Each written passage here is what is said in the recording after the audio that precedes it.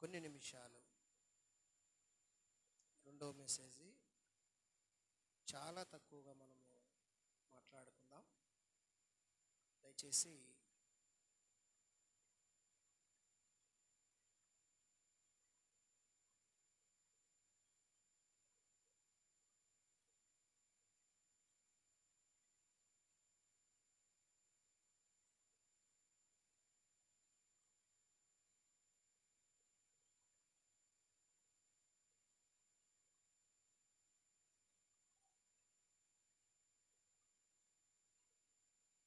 ముప్పై నాలుగో కీర్తన.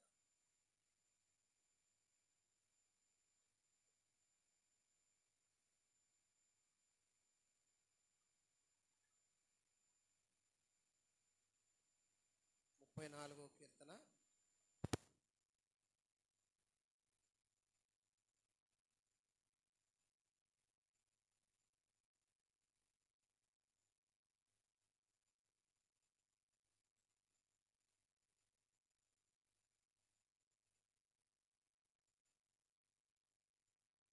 మొదటి నుంచి కొన్ని విషయాలు దావీదు దేవుని సన్నిధిలో మొరపెడుతున్నటువంటి విషయాలను మనము ధ్యానం చేద్దాము.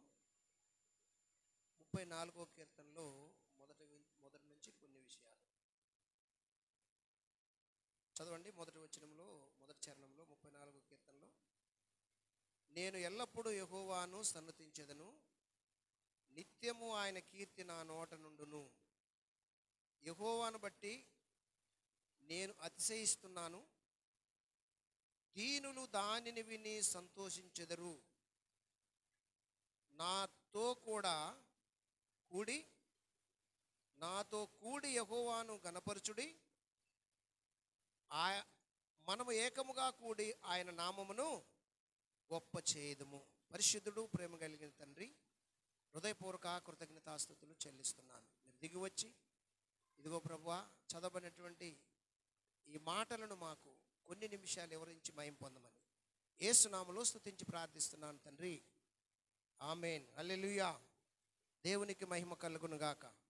దావీదు మహారాజు తన జీవితంలో తనకు కలిగినటువంటి ఆ పరిస్థితులు, తన ముందున్నటువంటి స్థితిగతులను ఒకసారి మనం గమనిస్తే, దావీదు దేవుణ్ణి స్తుతించడానికి, దేవుణ్ణి గణపరచడానికి, దేవుణ్ణి పొగట్టడానికి, దేవుణ్ణి ఆరాధన చేయటానికి అది అంత అనుకూలమైన సమయం కాదు, అనానుకూలమైన సమయం.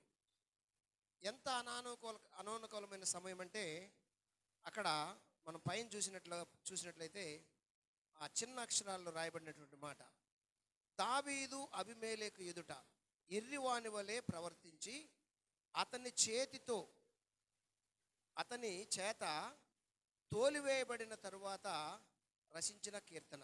అబీమెలెకు దగ్గర ఎర్రివాని వలె ప్రవర్తించాడు అంటే, అక్కడ దావీదును చిక్కులు పెట్టడానికి, దావీదును ఇబ్బంది పెట్టడానికి, దావీదును చిక్కించుకోవడానికి అబీమెలెకు ప్రయత్నించినప్పుడు దావీదు అబీమెలెకు చేతిలో చిక్కిపోయాడు. ఇక చిక్కిపోయాడు, అక్కడ నుంచి బయటపడాలంటే ఏం చేయాలి, ఏమి చేయటానికి తోచక అప్పుడు ఏం చేశాడంటే, నోట సొంగలు కార్చుకుంటూ ఎర్రివాని వలె, పిచ్చివాని వలె ప్రవర్తించాడు. ఎలాగైనా అక్కడ నుంచి ఏ విధము చేతనైనా బయటపడితే కానీ దేవుని పని జరగదు. దేవుని పని జరగటానికి అక్కడ నుండి బయటికి రావటానికి ప్రయత్నించినప్పుడు, మరి ఎలాగైతేమి, ఈ ఎర్రోడితో మనకేం పని, ఈ పిచ్చోడితో మనకేం పని, పంపించేయండి రా అన్నాడు అబీమెలెకు. పంపించేసిన తర్వాత వెంటనే తను ప్రారంభించినటువంటి ప్రారంభం ఏంటంటే, నేను ఎల్లప్పుడూ యెహోవాను స్తుతించెదను. దేవునికి స్తోత్రం కలుగును గాక. నేను ఎల్లప్పుడూ యెహోవాను స్తుతించెదను, నిత్యము ఆయన కీర్తి నా నోట ఉండును అని ఇక్కడ సాక్ష్యం ఇస్తున్నటువంటి మాట. దేవునికి స్తోత్రం కలుగును గాక. హల్లెలూయా. 11వ వచనంలో చూస్తే అక్కడ ఏమైందంటే, పిల్లలారా మీరు వచ్చిన మాట వినుడి, యెహోవా యందలి భయభక్తులు నేర్పెదను. యెహోవా యందలి భయభక్తులు నేర్పెదను. ఎవరికి నేర్పుతాడు అంటే, అక్కడ ఉన్నటువంటి వారందరికీ భయము భక్తి నేర్పిస్తాడు దావీదు మహారాజు. పిల్లలారా మీరు వచ్చి ఆలకించండి, తర్వాత 9వ చరణంలో, యెహోవా భక్తులారా ఆయన యందు భయభక్తులు ఉంచుడి. యెహోవా భక్తులారా ఆయన యందు భయభక్తులు ఉంచుడి. ఆయన యందు భయభక్తులు ఉంచు వారికి ఏమీ కొదువలేదు. దేవునికి స్తోత్రం కలుగును గాక. ఎవరైతే దేవుని యందు భయభక్తి ఉంచుతారు, దేవుని యందు భయము భక్తి ఉంచుతారు, దేవుని యందు నమ్మిక ఉంచుతారు, దేవునితో కలిసి ప్రయాణం చేయాలనుకుంటారో వారికి ఏ కొదువ ఉండదు. ఏ కొదువ ఉండదంటూ కింద 10వ వచనంలో ఏమంటాడంటే, సింహపు పిల్లలు లేమి గలవై ఆకలి గొనెను, యెహోవాను ఆశ్రయించు వారికి ఏ మేలు కొదువై ఉండదు. హల్లెలూయా. ఏ మేలు కొదువై ఉండదు. రండి, వచ్చి ఆలకించండి పిల్లలారా అని పిలుస్తున్నటువంటి మాట. కారణం ఏంటంటే, శ్రమ వచ్చినప్పుడు, కష్టం వచ్చినప్పుడు చిక్కుకొని అలా ఇగిలించుకొని ఉండిపోకుండా వ్యూహం కలిగి ఏమి చేస్తే బాగుంటుంది, ఏ విధము చేతనైనా దేవుని పని చేయాలి, ఇక్కడ నుండి నేను బయటపడాలి అనుకున్నాడు. జస్ట్ చిన్నది ఆ సొంగలు కార్చినట్టు నటించి బయటకు వచ్చి మళ్ళీ దేవుని పని ప్రారంభించాడు. దేవునికి స్తోత్రం కలుగును గాక. అంటే దేవుని యందు నమ్మిక ఉంచిన వారు ఎక్కడి నుంచైనా తప్పించబడతారు. సింహపు పిల్లలు ఆకలి కొనను, నా పిల్లలు ఆకలితో అలమటింతురా నేనున్నంత వరకు అన్నాడు ఆయన. ఏమన్నాడు?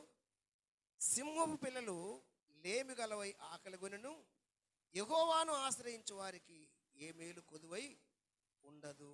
హల్లెలూయా. పిల్లలారా మీరు వచ్చి నా మాట వినుడి, యెహోవా యందలి భయభక్తులు మీకు నేర్పెదను. హల్లెలూయా. కనుక ఈ విషయాలు మనం చాలా జాగ్రత్తగా గమనిస్తే దేవుని యందు భయము భక్తి కలిగిన వాడు ఖచ్చితంగా తప్పించబడతాడు, దీవించబడతాడు. అందుకే దైవజనుడు యేసన్న గారు ఒక పాట పాడతారు. సింహపు పిల్లలైనా కొదువ కలిగి ఆకలి గొనినా, నీ పిల్లలు ఆకలితో అలమటింతురా నీవున్నంత వరకు ఆశ్చర్యకరుడా, నా ఆలోచన కర్తవు, నిత్యుడగు తండ్రివి, నా శాలేము రాజువు. హల్లెలూయా.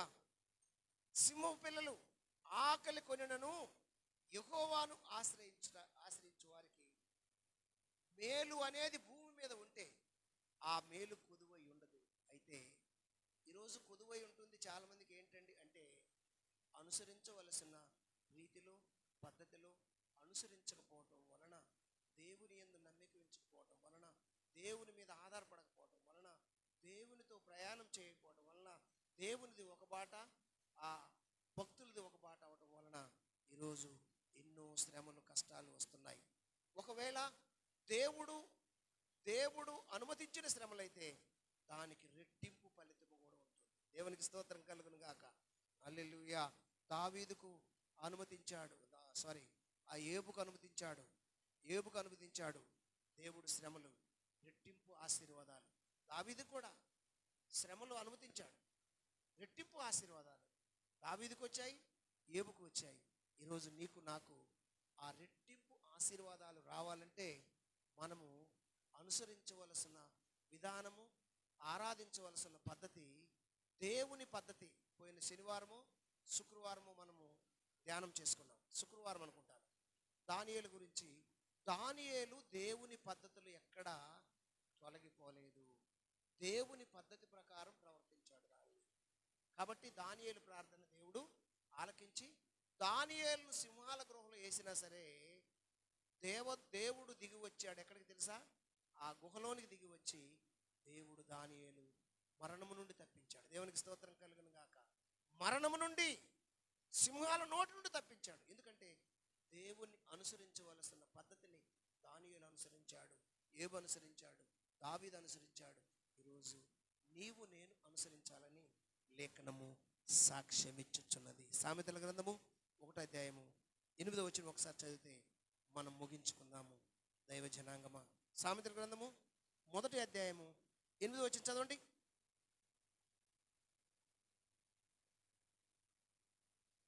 సామెతల గ్రంథము, నా కుమారుడా నీ తండ్రి ఉపదేశము ఆలకించుము, నీ తల్లి చెప్పు బోధను త్రోసివేయకుము. చూసారా ఏం చేయాలంట? నా కుమారుడా నీ తండ్రి ఉపదేశమును ఆలకించుము, నీ తల్లి చెప్పు బోధను త్రోసివేయకుము.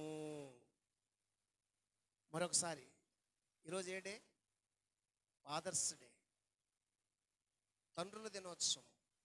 తండ్రుల మాట వింటున్నారా? తల్లుల మాట వింటున్నారా? పెద్దల మాట వింటున్నారా?